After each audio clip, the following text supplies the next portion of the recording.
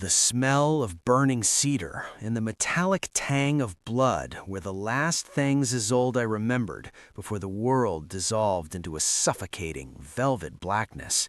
If this story of betrayal and resilience touches your heart today, please share with us in the comments where in the world you are watching from, and don't forget to subscribe to join our community of historical romance lovers. Chapter 1: The Ash-Stained Twin.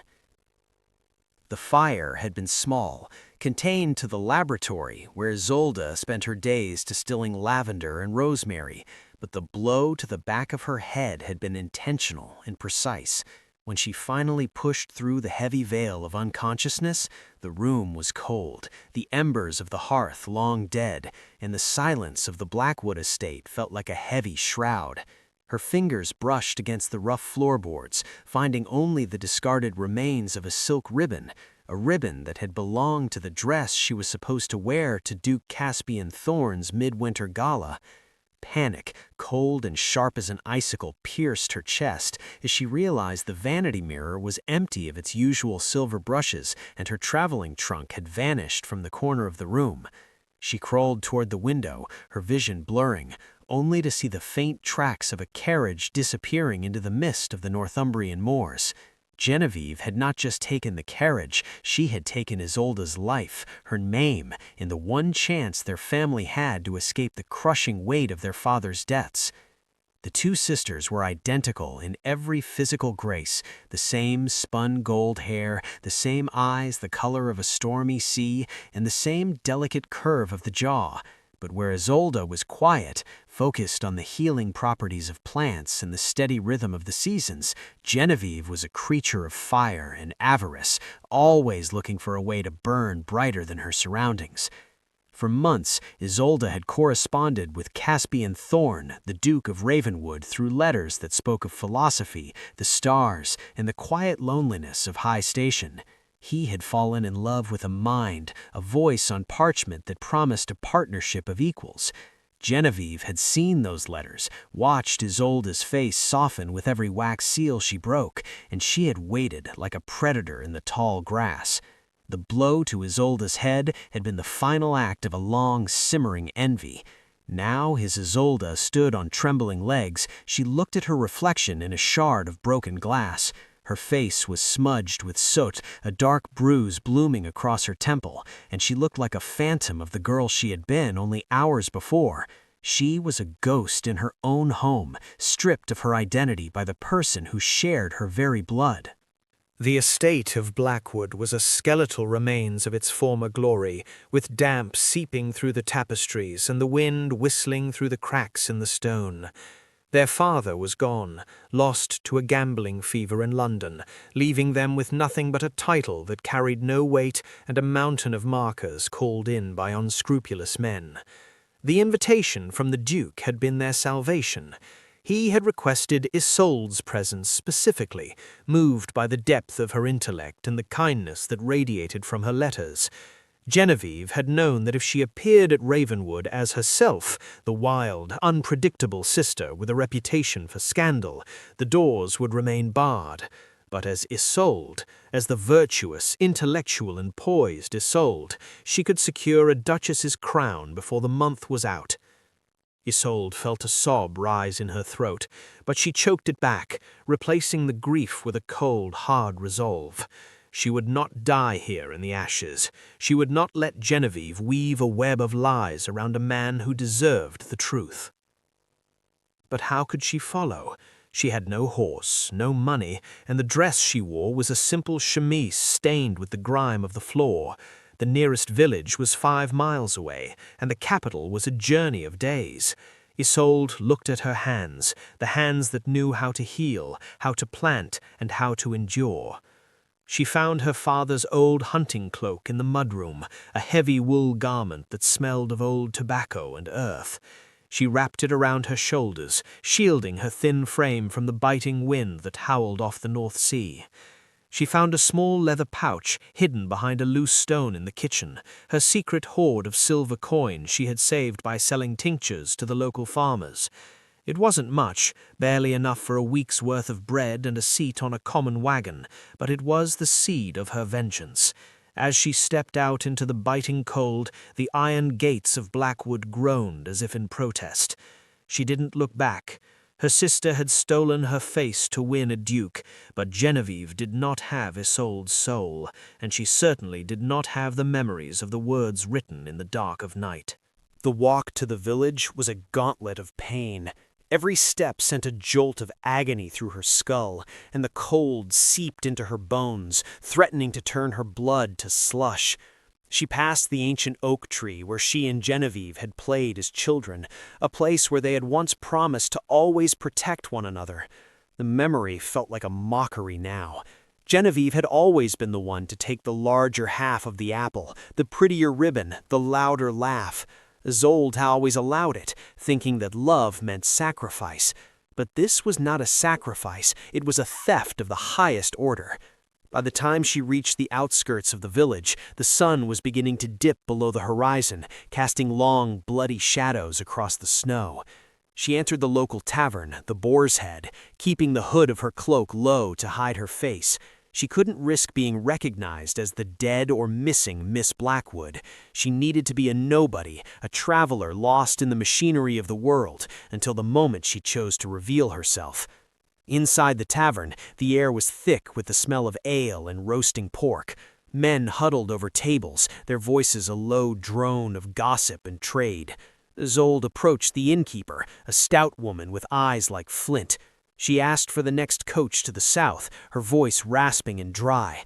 The woman looked her up and down, noting the quality of the cloak beneath the mud and the way Isolde held herself with an unconscious nobility despite her wretched state. The innkeeper told her that the mail coach had passed an hour ago and there wouldn't be another until the morning. Isolde's heart sank. Every hour was an hour Genevieve spent in the Duke's company, spinning her narrative and cementing her position. She begged for a place by the fire, offering a silver coin that was far too much for a mere spot on the floor. The innkeeper took the coin greedily and pointed toward the hearth. As Isolde sat, she listened to the talk of the room. The village was buzzing with the news that a carriage from Blackwood had passed through in a great hurry, carrying the future Duchess of Ravenwood. "She looked like an angel," one man said, his voice thick with drink. "Hair like gold and a smile that could melt the winter itself." Isolde closed her eyes, her nails biting into her palms. That smile was a weapon, one she had seen Genevieve practice in the mirror 1,000 times. It was a mask of innocence that hid a heart of pure ambition. Isolde knew she couldn't just arrive at Ravenwood and claim to be the true sister. Genevieve would have already prepared the Duke for such a possibility, telling him that her mad sister might follow, or that a jealous girl might try to claim her place. She needed proof. She needed to reach into the Duke's heart and pull out the connection they had built through their letters. She remembered the last letter he had sent, the one Genevieve hadn't seen because Isolde had hidden it beneath the floorboards of the conservatory. In it, he had described a secret garden he was building, a place where the roses would bloom even in the frost, and he had asked her what she would name it. Genevieve wouldn't know the answer. Genevieve wouldn't know the Latin names of the ferns or the way Caspian's handwriting tilted when he became passionate about a subject. As the night deepened, Isolde fell into a fitful sleep, haunted by dreams of a wedding where the bride's veil was made of spider webs and the groom's face was a blank slate. She saw Genevieve standing at the altar, laughing as she placed a crown of thorns on Isolde's head. When she woke, the fire had burned down to white ash, and the gray light of dawn was filtering through the dirty windows. She stood up, her body stiff and aching, but the fire in her spirit had only grown. She would walk if she had to. She would bleed if she had to, but she would stand in that chapel on the wedding day, and she would take back the name that belonged to her. The road ahead was long, and the Duke was a man of logic who would require more than just a familiar face to be convinced. He would require the soul of the woman he had fallen in love with. Isolde stepped out into the morning air, the frost crunching under her boots, and began her long journey toward the den of the lion, unaware that at Ravenwood Manor, Caspian was already looking at the woman who called herself Isolde with a growing, uneasy sense of displacement. Chapter 2. The Duke's cold facade. The carriage wheels crunched over the pristine gravel of Ravenwood Manor, but to Genevieve, the sound was a symphony of victory in the beginning of a reign she had coveted since childhood. She stepped out onto the damp earth, clutching the heavy velvet skirts of the travel dress she had stolen from her sister's wardrobe, her eyes already scanning the architecture of the sprawling estate for signs of the immense wealth she intended to control. Standing at the top of the marble stairs was Duke Caspian Thorne, a man whose reputation for intellectual rigor and emotional distance preceded him, looking every bit the formidable aristocrat in his charcoal gray morning coat. Genevieve plastered a look of fragile, scholarly modesty across her features, the look she had watched Isolde wear 1,000 times, and lowered her gaze as she approached the man who was supposed to be her sister's soulmate. Caspian stepped forward, his movements precise and controlled, and took her hand in his gloved fingers lingering for a moment longer than necessary as he searched her face for the woman who had written him letters about the melancholy of ancient ruins and the mathematical beauty of the stars. "Isolde," he said, his voice a low, resonant baritone that sent a shiver of genuine excitement through Genevieve, though for entirely the wrong reasons. "You are smaller than I imagined from the strength of your prose, yet I find the Northumbrian air has left you with a surprising sharpness." Genevieve forced a soft, melodic laugh, the kind she knew men found charming, and looked up at him with wide, deceptive eyes, hoping he wouldn't notice the lack of recognition in her gaze when he spoke of their shared history. "The journey was arduous, Your Grace," she replied, pitching her voice into the gentle register her sister used when she was tired or overwhelmed. "I fear the letters I wrote you were the only thing that kept my spirit high, but the physical toll has left me somewhat distracted, and perhaps not quite myself."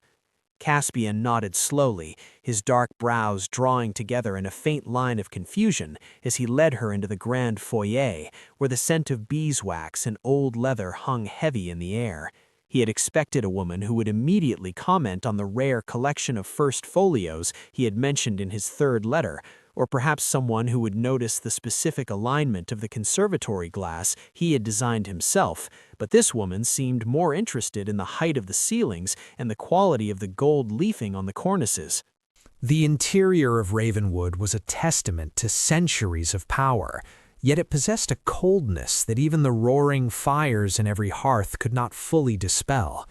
As they walked toward the drawing room for tea, Caspian spoke of the winter solstice and the particular way the light hit the sundial in the courtyard, a topic he and the true Isolde had debated for 3 months. Genevieve, realizing she was on thin ice, leaned into a performance of exhaustion, feigning a sudden lightheadedness that required her to lean heavily on his arm. "Forgive me, Caspian," she whispered, using his Christian name with a boldness that made him stiffen. "The fire back at Blackwood, it was a traumatic event. I lost so many of my notes, my books. Even the memory of some of our discussions feels clouded by the smoke." Caspian's expression softened slightly, a flicker of genuine concern crossing his handsome, angular face, but beneath that concern lay a persistent, gnawing doubt. The woman in his letters had possessed a vocabulary that was precise and poetic, a way of looking at the world that felt like looking through a prism, but the woman beside him spoke in platitudes and used her beauty as a shield whenever a conversation turned toward the complex. During tea, the tension only thickened. Caspian watched her over the rim of his porcelain cup, his gray eyes like flint as he navigated the conversational minefield he was beginning to lay for her. He mentioned the rare orchid he had sent her a sketch of, a flower that didn't actually exist, and Genevieve, eager to please and unaware of the trap, nodded enthusiastically, claiming she had found its scent divine before it perished in the fire. Caspian's hand tightened on the handle of his cup, his knuckles turning white. There had been no orchid. There had only been a description of a theoretical hybrid he had dreamed of, a secret joke between two people who understood that nature could be as much an idea as a reality. He didn't call her out then, the training of his station and the weight of his own loneliness keeping his tongue still. but the warmth he had felt for the woman in the letters began to crystallize into a cold, clinical curiosity. He began to wonder if the tragedy at Blackwood had truly broken her mind, or if he had simply been a fool who had projected a personality onto a woman who was nothing more than a beautiful, empty vessel. Genevieve, sensing she was losing ground, shifted her tactics toward the physical. She allowed her hand to brush against his as she reached for a lemon slice, her eyes fixed on his with a predatory intensity that she mistook for romantic longing. "I have missed you so dearly," she lied, her voice dropping to a sultry whisper. "The distance was a torture, and being here, in your home, feels like the end of a long, dark night." Caspian looked at her hand, then back at her face, seeing the gold of her hair and the curve of her lips that matched the miniature he had been sent, yet feeling absolutely nothing of the spark that had ignited when he read her thoughts on the page. To him, it was as if he were looking at a masterpiece that had been crudely restored, the lines the same, but the soul of the work utterly vanished. He stood up abruptly, the chair scraping against the floor with a harsh, discordant sound. "You must be exhausted, Isolde," he said, the name feeling like a lie on his tongue. "My housekeeper, Mrs. Gable, will show you to your rooms. We shall dine at 8, and perhaps by then the fog of your journey will have lifted." As Genevieve followed the stern, observant housekeeper up the grand staircase, she felt a surge of irritation. She had expected to have the Duke falling at her feet, dazzled by her beauty and grateful for her presence. Instead, she felt as though she were being dissected under a microscope. She would have to be more careful. She would have to find Isolde's old journals, the ones her sister had kept hidden, if she were to survive a month of dinners with a man who seemed to value a woman's brain more than her face. Meanwhile, downstairs in his study, Caspian sat at his desk, staring at the last genuine letter he had received from the real Isolde. He compared the elegant, sloping script of the letter to the hurried, messy signature Genevieve had scrawled in the guest book upon arrival. The hands were different. The hearts were different. He picked up a pen, his mind racing. If this woman was not the one he had fallen in love with, then where was the true Isolde, and what had happened in the shadows of that burning estate in the north? The Duke was a man who hated being deceived, and as he looked out at the darkening moors, he began to realize that the wedding he was planning might be a stage for a much darker drama than he had ever anticipated. Chapter 3. Shadows of the Workhouse. The rhythmic, deafening thud of the industrial looms was a heartbeat of iron and steam that threatened to shatter Isolde's weary spirit. If the grit and determination of our heroine resonates with you, please tell us in the comments what part of the world you are watching from, and remember to like, share, and subscribe to help us bring more of these stories to life. For 3 weeks, Isolde had labored under the name Anna in the coastal town of Oakhaven, a place where the salt air was choked by the black soot of progress. Her hands, once soft and smelling of crushed mint and rosewater, were now mapped with small, stinging cuts from the coarse flax fibers and stained with the gray oil of the machines. Every muscle in her body ached with a dull, throbbing intensity that made even the act of breathing feel like a labor. She slept on a pallet of straw in a boarding house shared with 6 other women, the air thick with the smell of unwashed bodies and cheap tallow candles. Yet in the darkness of those nights, when the other girls wept for home or whispered of lost loves, Isolde's mind was a fortress of cold, calculating strategy. She was not a victim. She was a woman in exile, and every copper coin she earned was a brick in the road back to Ravenwood. The workhouse was a purgatory of repetitive motion, but it was also a place where a woman could disappear.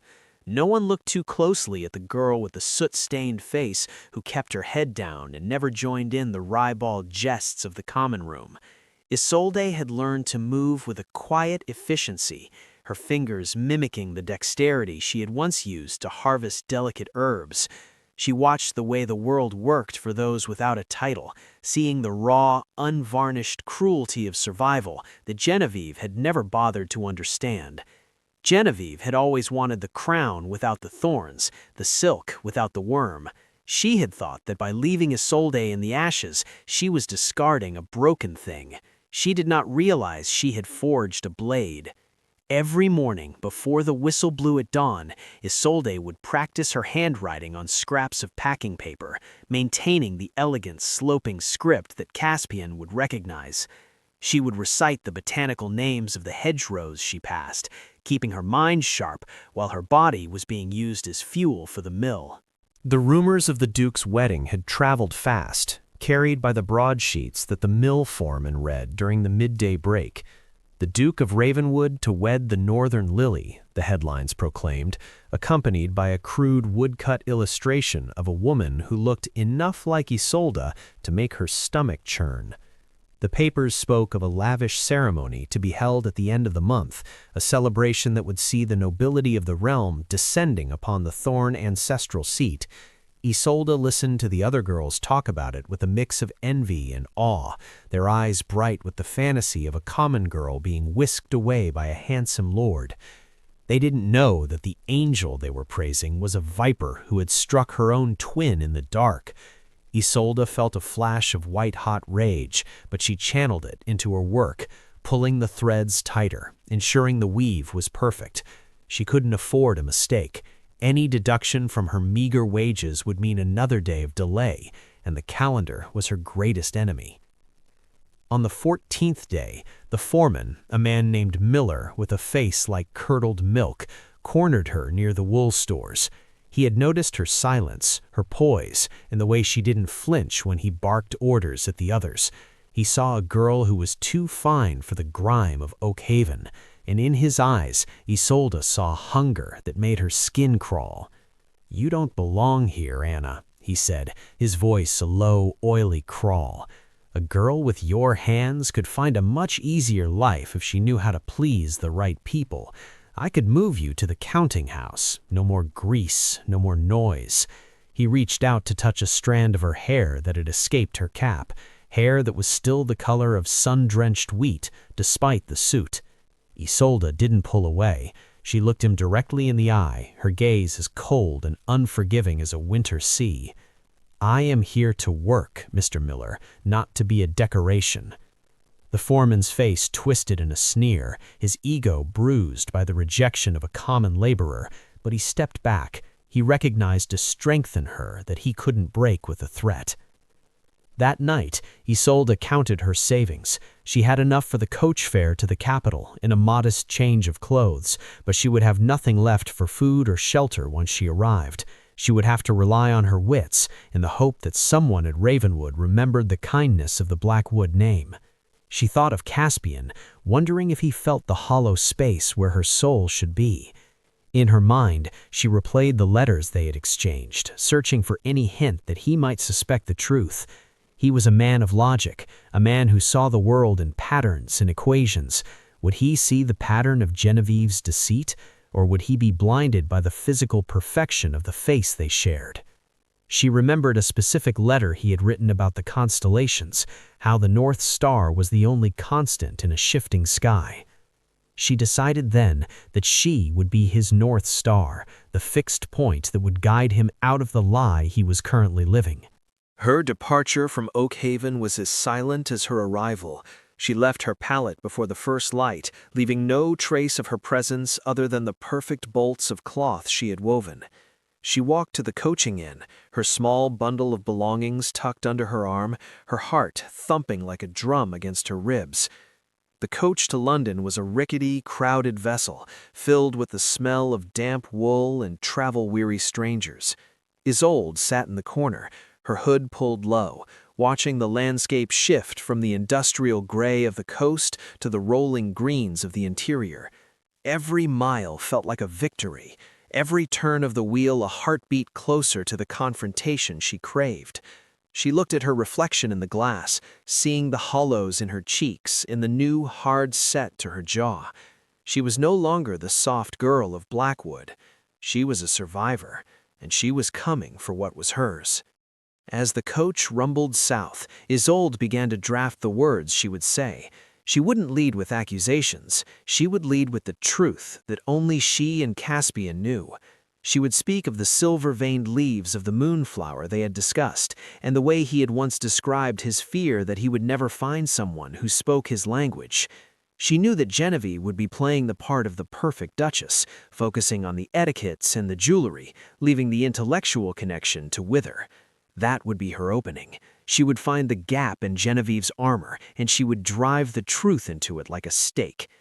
The road was long, and the winter storms were beginning to gather on the horizon, but Isolde felt a strange, terrifying calm. The worst had already happened. She had been betrayed by her own blood and left for dead. Everything that came next was a gift of fate, a chance to rewrite a story that had been stolen from her. By the time the city spires came into view, the air was sharp with the scent of coal smoke and the bustle of thousands of lives. Isolde stepped off the coach, her legs trembling, but her resolve unshaken. She was a stranger in a vast, uncaring city, but she was only hours away from the Thorne townhome where the pre-wedding festivities were rumored to begin. She looked at the sky, seeing the first flakes of snow beginning to fall, dusting the cobblestones in white. It was a beautiful, cruel world, and she was ready to claim her place in it. Genevieve might have the Duke's name on a marriage license, but she did not have the Duke's heart, and Isolde intended to make sure that by the time the wedding bells rang, every lie would be laid bare in the light of day. Chapter 4. The Masquerade of Deceit. The ballroom of the Thorne townhome was a glittering cage of crystal chandeliers and whispered treachery, a place where every smile was a mask and every compliment a calculated move. If the tension of this high-stakes deception is keeping you on the edge of your seat, please let us know in the comments which city you are watching from, and don't forget to like, share, and subscribe to follow Isolde's journey to justice. Genevieve moved through the crowd like a shimmering mirage, draped in midnight blue silk that had cost more than the entire Blackwood estate was worth. To the casual observer, she was the perfect bride-to-be, a vision of northern grace who captivated every earl and baronet in the room. But to Caspian, who stood by the fireplace with a glass of untouched brandy, she was becoming an increasingly unsolvable riddle. He watched her navigate a conversation with the Lady Marchmain, noticing how she laughed too loudly at a joke she clearly didn't understand, and how she avoided the eyes of anyone who spoke of the deeper sciences. The woman in the letters had possessed a soul that felt like a quiet library at dusk, full of shadows and profound truths. The woman before him was a bright, noisy sun that provided no warmth. The night's entertainment was a masquerade, a theme Caspian had chosen specifically to test the boundaries of identity, though his guests thought it merely a whim of fashion. As the music of the string quartet swelled, filling the air with a haunting Vivaldi concerto, Caspian approached Genevieve, his own face partially obscured by a silver hawk mask. He took her hand, noting for the 100th time that her skin lacked the faint scent of crushed lavender and ink that had been a hallmark of the letters he had received. "You seem to be avoiding the terrace, my dear," he remarked, his voice smooth but laden with hidden meaning. "I remember you writing that the scent of night-blooming jasmine was the only thing that could cure a restless mind. I had the gardeners force several blooms early just for your arrival." Genevieve stiffened for a fraction of a second, her fingers twitching in his grasp. She had no idea if Isolde liked jasmine or if the Duke was testing her, so she chose the path of least resistance, a feigned headache. "The jasmine is lovely, Caspian, but the heat of the candles is quite overwhelming tonight. My mind is more restless for the quiet of our vows than for the garden." Caspian's eyes narrowed behind the silver slits of his mask. He had never mentioned jasmine in his letters. He had told the true Isolde that he detested the cloying sweetness of the flower, preferring the sharp, clean scent of pine and cold stone. The woman in the letters had replied with a witty 3-page treatise on why his olfactory preferences revealed a stony, unyielding heart. Genevieve's easy acceptance of his lie was a thunderclap of confirmation. This was not his Isolde. This was a physical duplicate, a hollow shell wearing his beloved's face. The realization sent a cold wave of fury through his veins, but he maintained his aristocratic composure. He was a hunter, and he would not spring the trap until he knew exactly what had happened to the woman he actually loved. He needed to know if the real Isolde was dead, or if she was out there in the cold, watching her life be consumed by a parasite. As the dance floor filled with costumed revelers, a new figure entered the periphery of the room. A servant girl in a plain gray dress and a simple black domino mask, carrying a tray of champagne flutes. It was Isolde, who had managed to secure a position through a series of desperate lies and the quiet authority of her bearing. Her heart hammered against her ribs as she saw Genevieve standing so close to Caspian, her sister's hand resting possessively on his sleeve. It took every ounce of Isolde's willpower not to scream the truth across the crowded room. She watched Caspian's face, looking for the man she had shared her deepest thoughts with. He looked older than his years, his mouth set in a grim line that didn't match the festive atmosphere. She saw the way he looked at Genevieve, not with the adoration of a lover, but with the clinical detachment of a man examining a forgery. A spark of hope ignited in her chest. He knew, or at the very least, he suspected. Isolde moved through the crowd, her eyes fixed on the couple. She needed a moment alone with him, but the Duke was constantly surrounded by sycophants and power brokers. She positioned herself near a marble pillar, waiting for a break in the tide of bodies. As she worked, she heard the snide remarks of the ton, gossiping about the Blackwood girl's sudden lack of wit. "She's beautiful, certainly," she heard a Duchess whisper, "but she's as shallow as a decorative pond. I expected more from someone the Duke touted as a prodigy." Isolde bit her lip, the iron tang of blood filling her mouth. Genevieve was ruining her reputation, turning the name Isolde Blackwood into a punchline for the elite. She watched as Genevieve leaned in to whisper something in Caspian's ear, her sister's face illuminated by the flickering candlelight. For a moment, their eyes met, the servant and the bride. Genevieve didn't recognize her, seeing only a faceless maid. But Isolde saw the flicker of insecurity in her sister's eyes, the fear of the woman who knows she is built on a foundation of sand. Caspian, feeling the weight of the masquerade becoming unbearable, excused himself to the library, the one room where he could think without the pressure of performance. Isolde saw her chance. She set her tray down on a side table and slipped through the heavy oak doors just as they were closing. The library was a sanctuary of dark wood and the smell of ancient parchment, lit only by the dying embers of the fire. Caspian stood with his back to her, staring at a portrait of his father. "I told the footman I was not to be disturbed," he said, his voice echoing with a dangerous edge. Isolde took a step forward, her voice a mere thread of sound in the vast room. "You don't like Jasmine, Your Grace. You find it cloying and dishonest." Caspian froze. The silence in the room stretched until it felt like it would snap. He turned slowly, his silver mask still in place, his eyes boring into the small, gray-clad figure before him. "Who are you?" he asked, his voice a low growl of command. Isolde reached up and removed her black mask, revealing the soot-stained face and the stormy sea-colored eyes that matched his bride's perfectly, but with a depth of pain and intelligence that Genevieve could never mimic. "I am the woman who wrote to you about the stars," she whispered, her voice trembling but certain. "I am the woman who told you that the North Star is the only constant, and I am the woman whose life my sister tried to burn to ashes." Caspian took a step toward her, his breath hitching in his chest. He looked at the bruise still faintly visible on her temple, the rough state of her hands, and the unmistakable fire in her gaze. He reached out, his fingers hovering just inches from her cheek, afraid that she was another ghost in a night full of them. Before she could say another word, the doors swung open, and the sound of Genevieve's laughter spilled into the room.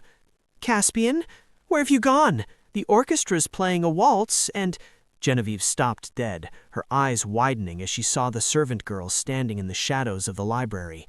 The color drained from her face, leaving her looking like a waxwork figure. For a heartbeat, the two sisters stared at one another, the thief and the rightful heir. Genevieve's shock quickly transformed into a mask of righteous indignation. "Who is this girl, Caspian, and why is a maid accosting you in your private rooms?" She turned to Isolde, her voice dripping with poison. "Leave us at once, you wretched creature, before I have the guards throw you into the street." Isolde stood her ground, her eyes never leaving Caspian's face. She didn't need to speak. The truth was written in the way Caspian was looking at her and the way he had stepped between her and her sister. The masquerade was over, even if the world didn't know it yet. Chapter 5. The Long Road to Redemption. The mountain pass was a jagged maw of ice and stone, a place where the wind didn't just blow, it screamed with the voices of those who had been lost to the peaks. If you believe that true love can withstand even the most brutal storms, please subscribe to see if Isolde makes it to the capital in time. For 3 days, Isolde had been climbing, her world reduced to the rhythmic crunch of her boots on frozen crust and the agonizing burn in her lungs.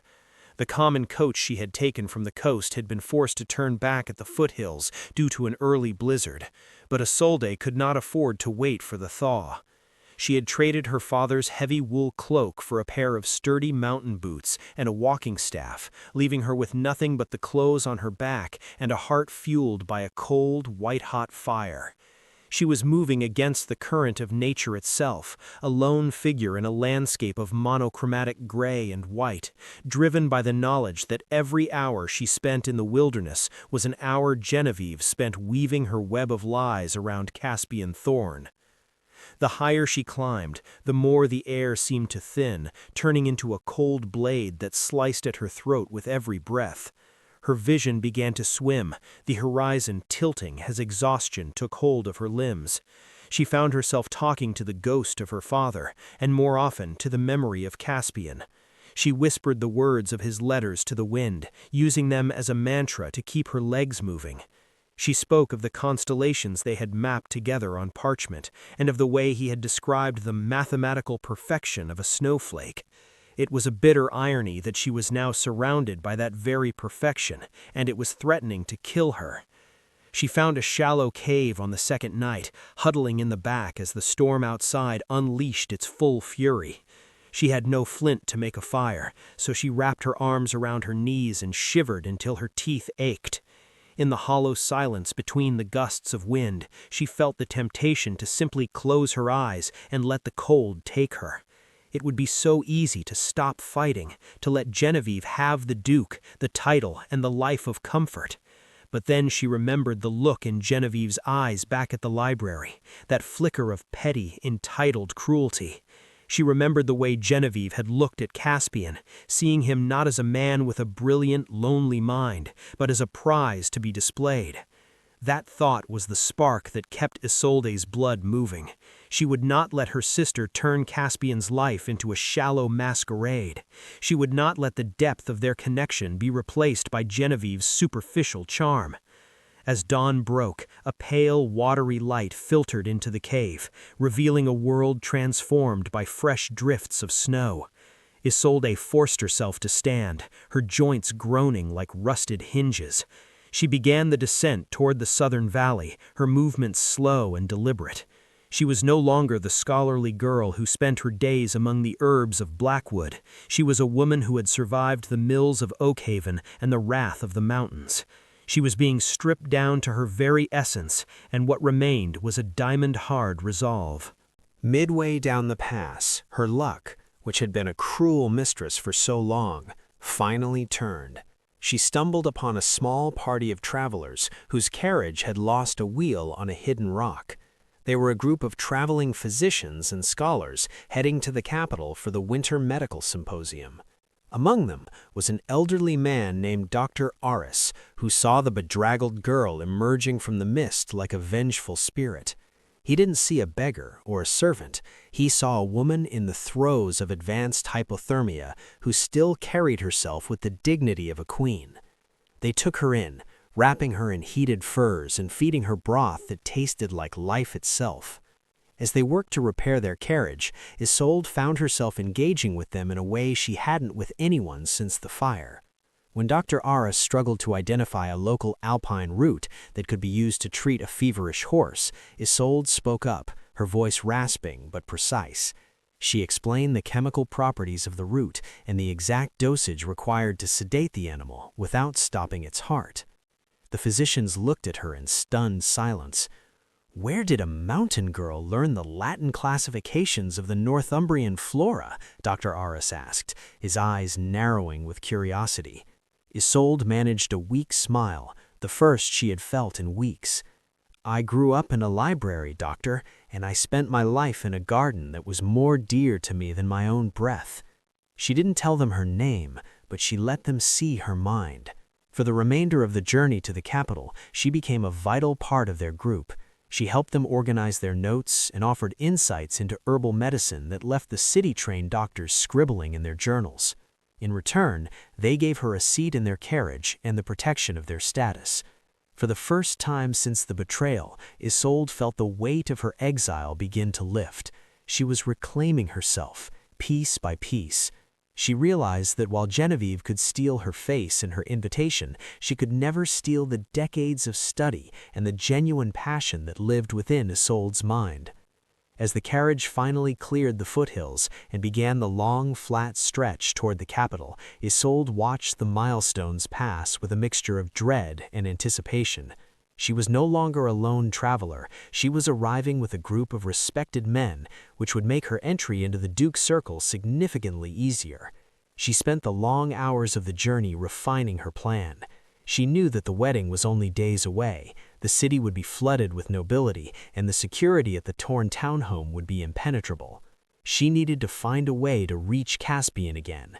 But this time, she couldn't just be a maid in a mask. She needed to be the woman he had fallen in love with, the intellectual equal who could challenge his thoughts and mirror his soul. She looked at her hands, which Dr. Aras had treated with soothing salves. The cuts were healing, leaving behind faint scars that she would wear as badges of her journey. The conversation in the carriage often turned to the upcoming ducal wedding, which was the talk of the entire country. "They say the bride is a marvel," one of the younger doctors remarked. "A beauty from the north with the poise of an empress. The Duke is a lucky man." Isolde listened to the praise of her sister, feeling a strange sense of detachment. Let them praise the mask, she thought. The mask is all they can see. But Caspian Thorne was a man who looked beneath the surface, and she knew that the more time he spent with Genevieve, the more he would feel the vacuum where a personality should be. She thought of the library, the moment before Genevieve had interrupted them. The look in Caspian's eyes hadn't been one of confusion, it had been one of recognition. He had seen her. Even through the soot and the servants' rags, he had felt the shift in the air that occurred when they were in the same room. As the spires of the capital appeared on the horizon, glowing like gold in the late afternoon sun, Isolde felt a surge of adrenaline. She was coming back from the dead. The girl who had been struck down in the laboratory at Blackwood was gone, replaced by a woman who had walked through fire and ice to claim her truth. She looked at Dr. Aras, who was watching her with a kind, knowing expression. "You are heading into a battle, aren't you, my dear?" he asked softly. Isolde nodded, her eyes fixed on the distant city gates. "The most important one of my life, doctor." He reached into his medical bag and pulled out a small, elegant silver vial. "This is a tincture of valerian and peppermint. It won't win your battle for you, but it will steady your heart when the world tries to shake it." Isolde took the gift, feeling the cool weight of the silver in her palm. She was ready. The long road was behind her, and the final confrontation was waiting in the shadows of the cathedral. Chapter 6. A Contract Signed in Lies. The ink on the marriage settlement seemed to shimmer like liquid shadow under the glow of the study's lamps, a finality that felt more like a death warrant than a union of souls. If the suffocating weight of a secret is something you have felt in your own life, please let us know in the comments, and remember to subscribe as we enter the most treacherous part of Isolde's story. Caspian Thorne sat behind his mahogany desk, the quill heavy in his hand as he stared at the signature of the woman who claimed to be Isolde Blackwood. For days, Genevieve had been relentless, using every artifice of feminine fragility and aristocratic duty to push the wedding date forward. She claimed the scandals of their father's debts were catching up to them, and only the protection of the Ravenwood name could shield her from the collectors. But Caspian saw through the urgency. He saw the frantic edge in her eyes and the way she flinched whenever a servant entered the room unexpectedly. He knew she was running from something, or perhaps someone. Since the encounter in the library, a chilling silence had descended between Caspian and the woman who inhabited his home. He had not seen the servant girl again. She had vanished into the labyrinth of the city as quickly as she had appeared, leaving behind only the scent of truth and a crushing sense of doubt. He had questioned the housekeeper, the footman, and even the stable hands, but none could account for a gray-clad maid with eyes like a stormy sea. It was as if she had been a phantom conjured by his own desperate imagination, and yet the words she had spoken about the jasmine and the North Star remained etched into his mind. They were a code that Genevieve could not crack, a shared language that belonged to a woman who was currently missing from his world. He looked at Genevieve now, as she stood by the window, admiring a diamond necklace he had given her as a betrothal gift. She was looking at the stones, not the man who had given them. "The bishop has confirmed the date for Tuesday morning," Genevieve said, her voice bright with the triumph she didn't bother to hide. "The cathedral is being decorated with white lilies, though I told them I preferred roses. After all, a duchess should have what she desires, shouldn't she?" Caspian watched her, his expression unreadable. "You told me once that lilies were the only flower with a soul," he remarked quietly, testing the waters yet again. Genevieve didn't even pause. "Did I? Well, I suppose my tastes have matured since those dusty letters. Wealth provides a certain clarity, Caspian." She turned toward him, her smile wide and predatory. "Once we are wed, we can put all that morbid talk of stars and botany behind us. We shall be the most powerful couple in the capital. Is that not what you want?" Caspian felt a wave of revulsion, but he forced himself to nod. He was a man of his word, and a legal contract in the eyes of the church and the crown was not easily broken without proof of a crime. He needed more than just a feeling of displacement. He needed the real Isolde to stand before him in the light of day. In the days leading up to the ceremony, Ravenwood Manor became a fortress of preparation. Dressmakers, jewelers, and florists swarmed the halls, while Genevieve moved among them like a general, barking orders and dismissing anyone who didn't move fast enough. She had become arrogant in her perceived victory, treating the staff with a cold disdain that was a far cry from the kindness Isolde had shown in her writing. Caspian spent his time in the archives, ostensibly working on his family's history, but in reality he was searching for any legal precedent that could halt a wedding based on fraud. He knew that the moment the vows were spoken, Genevieve would be the Duchess of Ravenwood, and the real Isolde would be an outcast forever. He felt the walls closing in, the duty of his title warring with the desperate need of his heart. On the Sunday before the wedding, a letter arrived at the manor, but it wasn't for the Duke. It was addressed to the lady of the house, and the handwriting was a crude, shaky scrawl. Genevieve intercepted it, her face turning a sickly shade of gray as she read the contents. It was from the foreman at the Oakhaven Mill, a man who had recognized the Northern Lily in the broadsheets as the girl who had worked his looms. He was demanding a king's ransom in exchange for his silence. Genevieve's hands shook as she threw the letter into the fire, watching the paper curl into black ash. She realized then that her time was running out. If one man had recognized her, others would follow. She needed the marriage to be finalized. She needed the legal protection of the Thorne name before her past caught up to her. She went to Caspian's study that evening, her eyes brimming with calculated tears. She told him that she felt unsafe, that the missing sister she had invented was stalking her, and that she feared for her life. She begged him to move the wedding to tomorrow morning in a private ceremony before the crowds could arrive.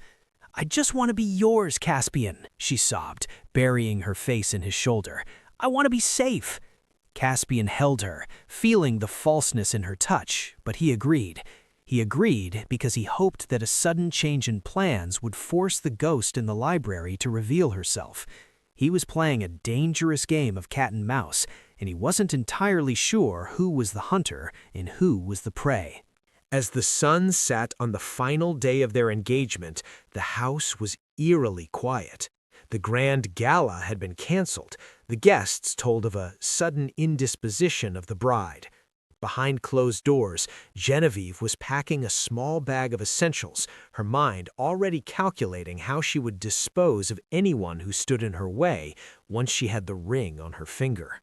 She looked in the mirror, practicing her look of devotion, her heart a cold stone in her chest. She had come too far to lose now. She had survived the fire, the journey, and the Duke's suspicions. She believed she had won. But across the city, in the attic room of a small apothecary shop, the real Isolde was preparing her own attire. She wasn't wearing silk or diamonds. She was wearing the gray dress of a servant. But in her hand, she held a silver vial in a bundle of letters that were more powerful than any legal contract. She knew the wedding had been moved. She knew her sister was trying to outrun the truth. And as she looked out at the moon, she felt a strange, cold peace. The time for hiding was over. The contract signed in lies was about to meet the woman who lived in the truth. And by the time the morning sun hit the cathedral glass, the world would know exactly who was the Duchess of Ravenwood. Chapter 7. The Eve of the Vows. The air inside the Ravenwood estate was thick with the scent of lilies and the suffocating tension of a long-held secret about to burst. If you have ever had to hide in the shadows while someone else took credit for your heart's work, let us know in the comments where you are watching from, and be sure to like, share, and subscribe to see if Isolde can reclaim her throne. The capital had been transformed into a winter wonderland for the ducal wedding, but for Isolde, the glittering frost felt like a shroud. She had successfully infiltrated the manor's temporary staff, disguised as a scullery maid brought in to handle the overflow of the wedding feast. Her face was smudged with ash, her hair tucked tightly under a coarse linen cap, and her hands were submerged in icy water as she scrubbed the silver that would be used at the wedding breakfast. Every time a carriage arrived at the front gates, her heart hammered against her ribs like a trapped bird. She moved through the servants' corridors like a wraith, listening to the gossip of the house, the whispers of the fickle bride, and the Duke's increasingly grim demeanor. From her vantage point in the kitchens, Isolde watched the hierarchy of the house unfold. She saw the fear in the eyes of the younger maids when Genevieve swept past, her silk skirts hissing like a serpent across the stone floors. Genevieve had grown bold in her stolen power, treating the staff not as people, but as obstacles to her comfort. Isolde watched as her sister slapped a young girl for the minor offense of tripping over a rug, a display of cruelty that made Isolde's blood boil. This was the woman who was about to become the Duchess of Ravenwood, a woman who used a stolen face to mask a hollow heart. Isolde had to remind herself to stay silent, to keep her head down until the moment was right. She knew that a premature confrontation would only lead to her being cast out or imprisoned before she could reach Caspian. The night before the vows, the manor was a hive of frantic activity. The guest list had been trimmed, but the requirements for luxury remained. Isolde was tasked with delivering a tray of tea to the bridal suite, a task she had manipulated her way into by bribing a tired maid with her last silver coin. As she walked down the familiar, opulent corridors, the weight of her history felt like a physical burden. She stopped before the heavy oak doors of the master's suite, her breath coming in shallow hitches. Behind those doors sat the woman who had left her for dead. Isolde balanced the tray on one arm and knocked softly. A sharp, irritated voice called out for her to enter. The room was a chaos of white lace, pearls, and expensive perfumes. Genevieve sat before the vanity, staring at her reflection with a look of intense, frantic concentration. She didn't even look at the maid who entered, her eyes fixed on the diamond tiara that sat on the velvet cushion.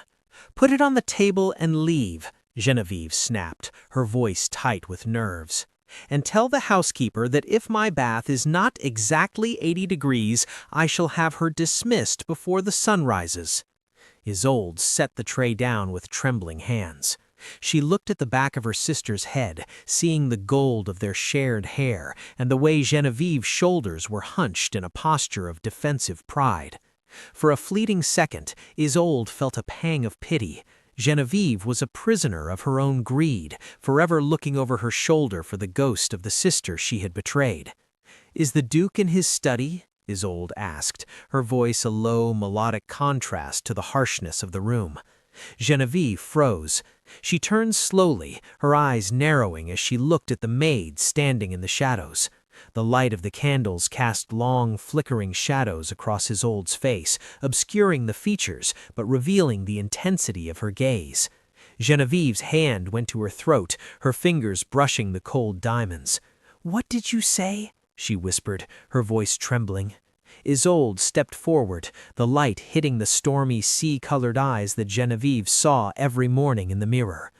"I asked if Caspian Thorne is waiting for the truth, or if he is simply waiting for the morning to end this farce." Genevieve's scream was caught in her throat as she realized who stood before her. She scrambled back, knocking over a bottle of expensive French perfume that shattered on the floor, filling the room with a cloying, suffocating scent of roses. "You!" she hissed, her face contorting into a mask of pure, unadulterated hatred. "How are you alive? I saw the roof fall. I saw the fire." Isolde took another step, her presence filling the room with a cold, terrifying calm. "The fire didn't take me, Genevieve. It only burned away the girl who believed you loved her. What's left is the woman who knows every word Caspian Thorne has ever written to me." Genevieve's lunged forward, her nails clawing at Isolde's face, but Isolde caught her wrists with a strength forged in the mills of Oakhaven. "If you scream," Isolde whispered, her face inches from her sister, "the guards will come, and when they see us standing together, which one do you think they will believe? The one who knows the Duke's favorite constellations, or the one who can't name a single flower in his garden?" Genevieve slumped, her strength failing her as the reality of her situation took hold. She realized she couldn't kill Isolde here, not with the manor full of guests and the Duke already suspicious. She had to play a different game. She forced a laugh, a dry, rattling sound. "You think he'll take you back? Look at you. You're a beggar, a scullery maid. He's a duke, Isolde. He needs a duchess who can stand at his side at court, not a girl who smells of lye and ash." "He needs the woman he loves," Isolde replied, her voice unwavering. "And tomorrow the whole world will see that she isn't you." Genevieve's eyes darted toward the door, her mind racing. She knew she had to silence Isolde, and she had only a few hours left to do it. She reached out and grabbed a heavy silver hairbrush from the vanity, but before she could strike, a knock sounded at the door. "My lady?" the housekeeper's voice called out. "The Duke is asking for a word before he retires." Genevieve stiffened, her eyes locked on Isolde's.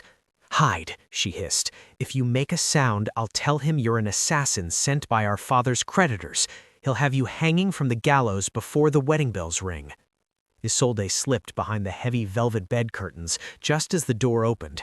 She held her breath, her heart pounding so loudly she feared Caspian would hear it. Through the gap in the fabric, she saw him enter. He looked exhausted, his shoulders slumped as if under the weight of the world. He didn't look at Genevieve with love, he looked at her with a profound, weary sadness. "The preparations are complete," he said, his voice flat. "The carriage will be ready at 8. Genevieve moved toward him, her voice suddenly sweet and pleading.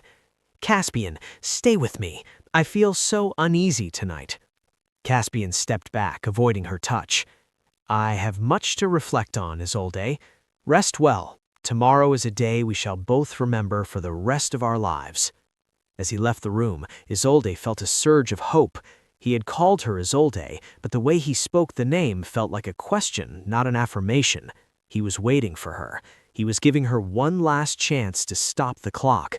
Genevieve turned back to the room, her face pale and determined. She didn't look for Isolde. She went straight to her jewelry box and pulled out a small, jagged piece of glass she had hidden among the pearls. She knew what she had to do. If she couldn't win by deceit, she would win by blood. But Isolde was already gone, slipping through the servants' entrance and back into the labyrinth of the house. The eve of the vows was over, and the morning would bring either a crown of gold or a shroud of silence. Chapter 8. The Ghost in the Chapel. The morning of the wedding dawned not with a celebratory sun, but with a sky the color of bruised slate, heavy with the promise of a localized deluge. If the sight of a villain finally facing the consequences of their actions is what you've been waiting for, please tell us in the comments which part of the world you were watching from, and don't forget to like, share, and subscribe to see the final unveiling of the Duchess. Inside the bridal suite, the air was thick with the scent of lilies and the metallic tang of Genevieve's desperation. She stood before the floor-to-length mirror, a vision of stolen purity in white lace and silk, but her hands shook so violently that the maid pinning her veil struggled to keep the lace straight. Genevieve had spent the night in a fever of paranoia, convinced that every shadow in the corner of the room was Isolde waiting to strike.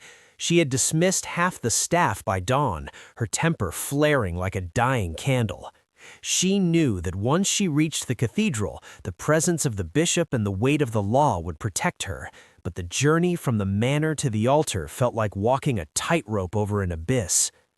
"Leave us," Genevieve snapped at the final maid, her voice cracking. "I require a moment of prayer before I descend." As the door clicked shut, Genevieve turned to the heavy velvet curtains where Isolde had hidden the night before, her hands slipping into the folds of her dress to clutch the jagged shard of glass she had kept. But the room remained silent.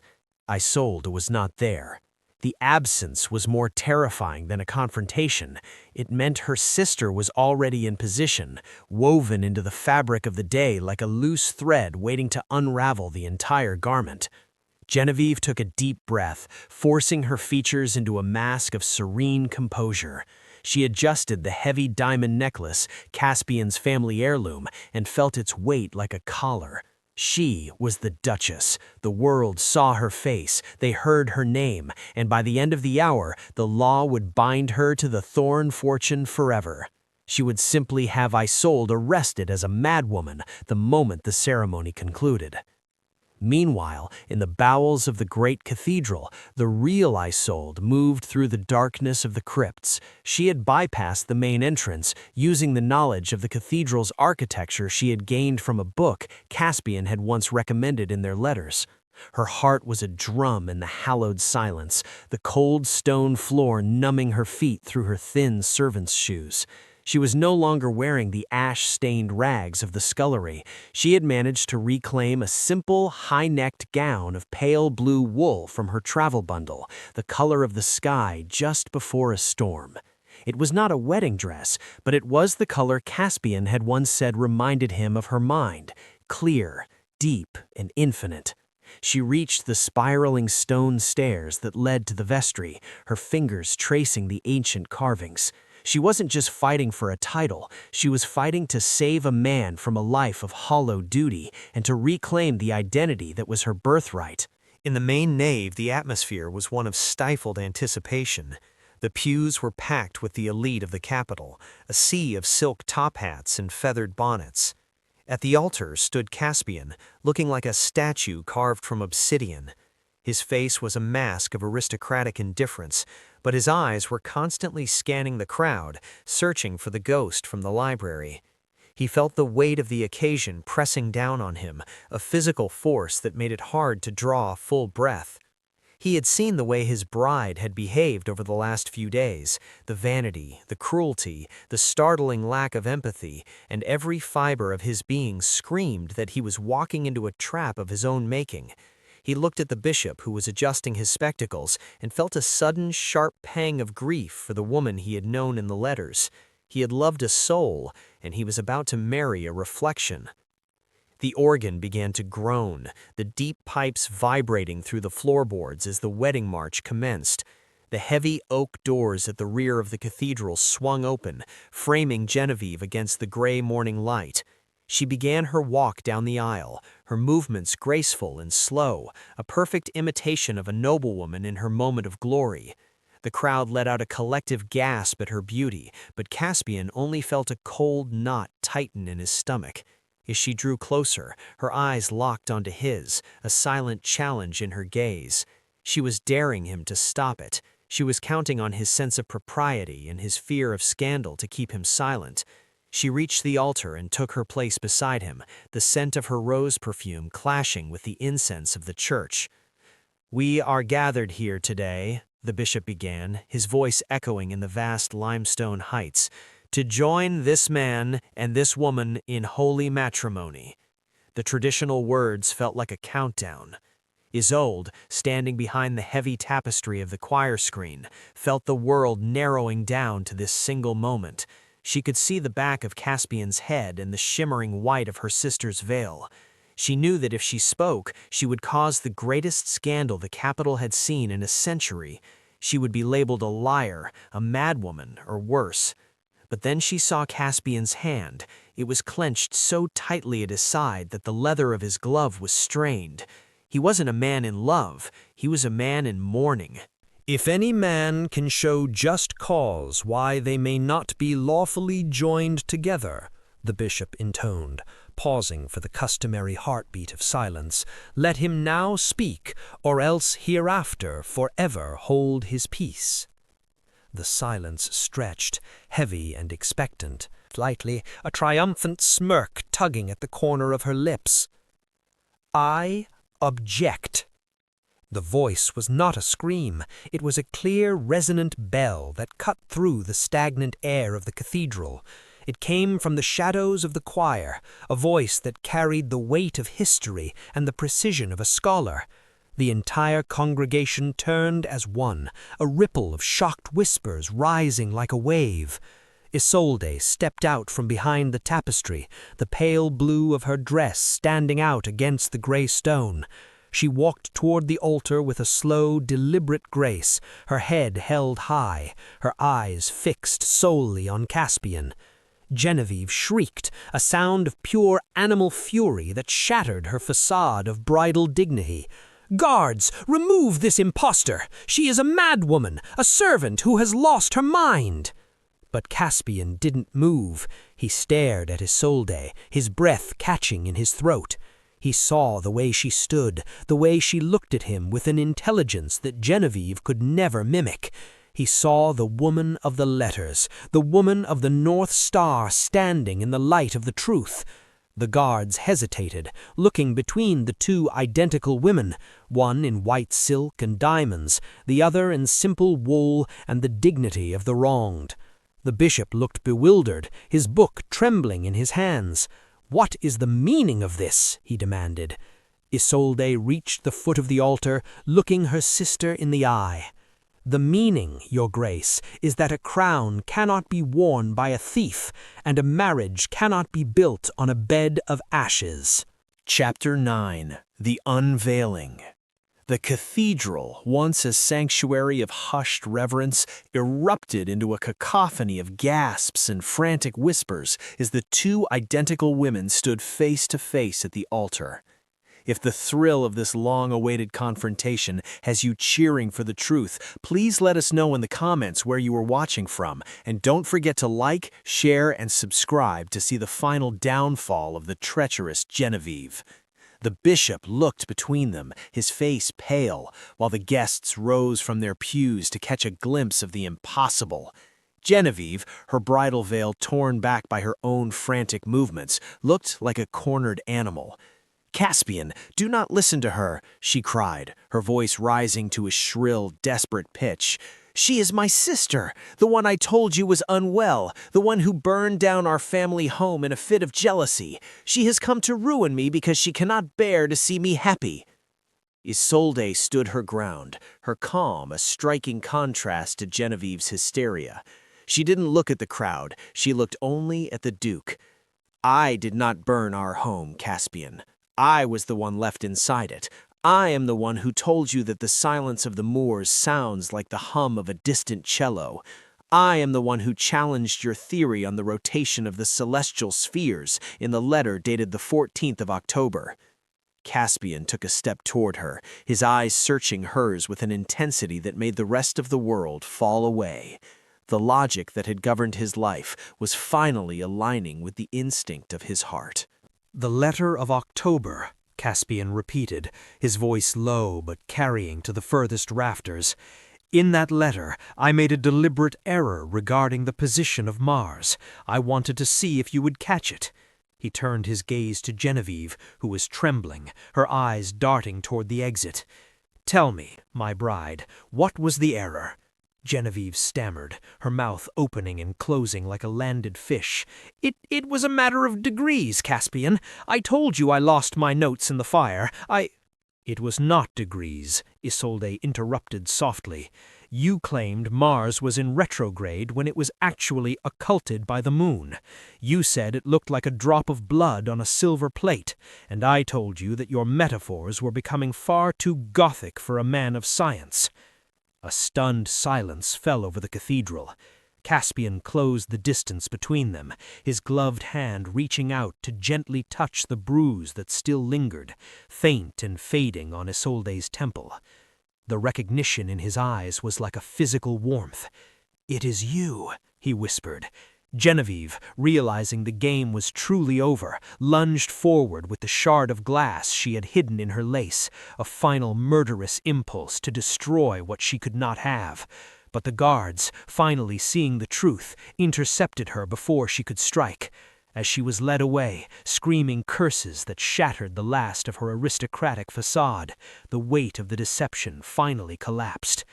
Isolde felt the strength leave her legs, the weeks of labor, cold and fear finally catching up. But before she could fall, Caspian's arms were around her, holding her with a fierce, protective strength. He didn't care about the scandal or the shocked nobility. He looked down at the woman in the simple blue dress, the woman whose mind had been his companion long before he saw her face. "You came back," he murmured, his forehead resting against hers. "I searched for you in every word she spoke, and I found only silence. I thought I had lost the world." Isolde reached up, her rough, scarred hand cupping his jaw. "I promised I would be your North Star, Caspian, and the North Star never moves." Chapter 10. The Duchess of Truth.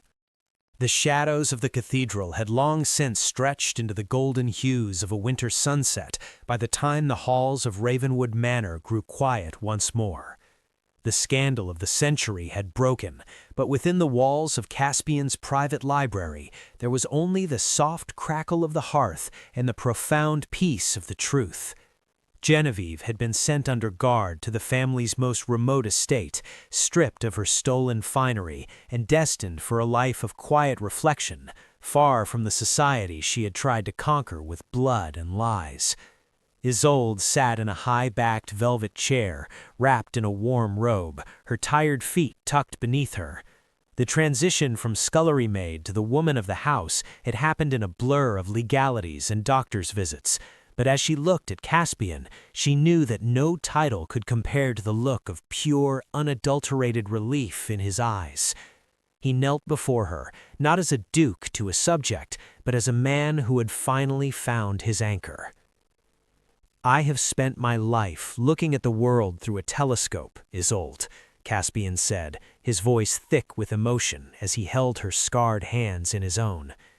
"I thought beauty was something to be measured, and logic was the only path to the soul. But you taught me that the most beautiful things are the ones that survive the fire." He reached into his pocket and pulled out a simple ring, not the heavy, diamond-encrusted heirloom Genevieve had coveted, but a delicate gold band set with a single brilliant sapphire, the color of the Northumbrian sky. "The ceremony today was a sham, a contract signed in shadows. I do not want a duchess won by trickery. I want a wife won by the truth. Will you marry me, Isolde? Properly this time, when the lilies have faded and the roses of your garden are ready to bloom." Isolde looked at the ring, then at the man who had seen through the mask of her own face to find the spirit beneath. The journey from the laboratory at Blackwood, through the soot of the mills and the ice of the mountains, had been a pilgrimage of the soul. She had lost her home, her name, and her sister, but in the process she had found a strength that could never be broken. "I would marry you in a hovel or a palace, Caspian," she whispered, a radiant, genuine smile finally breaking across her face. "As long as it is my name you speak and my heart you hold." As they shared a kiss that tasted of salt, tears, and a new beginning, the bells of the manor began to ring, not for a wedding of convenience, but for a union of equals. The real Duchess of Ravenwood had returned, and for the first time in history, the North Star and the moon were finally in perfect alignment. The journey you've been on, much like the story we just finished, is a testament to the fact that your value is not defined by your circumstances, but by your character. There will be days when the soot and ash of life feel overwhelming, when you feel overlooked, or when it seems like others are getting ahead by taking shortcuts. But remember this: a stolen crown never fits, and a foundation built on lies cannot weather the storm. Your strengths, the skills you've quietly honed, the kindness you've shown when no one was watching, and the resilience you've built through every struggle are things that no one can ever take from you. They are your North Star. 3 reminders for your journey. Integrity is a long game.